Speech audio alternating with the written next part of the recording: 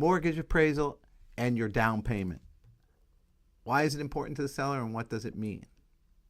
So mortgage appraisal is a very complicated concept.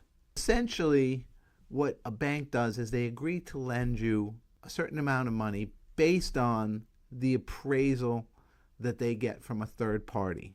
You're going to buy a place for $1 million, and you're putting 20% down. So that means you're looking for a loan of $800,000. Pretty straightforward. So what the bank does is they'll send the appraiser out there to get all the comps. They have to use sold comps in the last 6 months, and they come up with a number for what the home you're purchasing is worth based on the comps. Now, that home has to be worth the $1 million because, again, they're lending 80% of that $1 million. Now, sometimes they'll lend more, and sometimes they'll put a down payment down for more. But straight up, it's 20% down. And if it doesn't appraise for that $1 million, then the bank is going to expect you to make up the difference. So if it only appraises for, say, $900,000, well, they're only going to lend you 80% of $900,000 or $720,000.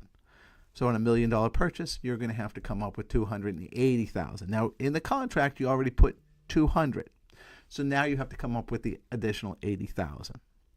How this works with your down payment and why is it important to a seller is, let's say you're going to put 30% down. So $1 million place, and you're going to put $300,000 down. So now, even if the home appraises for $900,000, you're still good because that's what the bank is going to lend at $720,000. You take your $280,000 and you're done. Or you'll have a $700,000 mortgage and you'll put $300,000 down. And that's why the appraisal contingency is very, very important. If you waive the appraisal contingency, it means two things. One is that a lot of times you're going to be paying cash for the home or near cash for the home. And number two is that you're essentially putting your down payment at risk.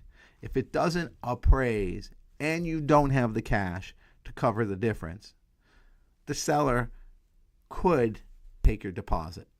What we recommend in terms of how to word the contract is that you may say, hey, I'm going to put 20% down, and I may put up to X more dollars down in case of an under appraisal. So this way, the seller will know that you do want to get a mortgage with the most leverage possible. However, if there is an appraisal shortfall, which depending on the way the market's moving and in the speed that the market's moving can happen quite often, you have additional funds that you're not going back and saying, well, maybe not, but you are saying that you're committing to the deal in order to get the home.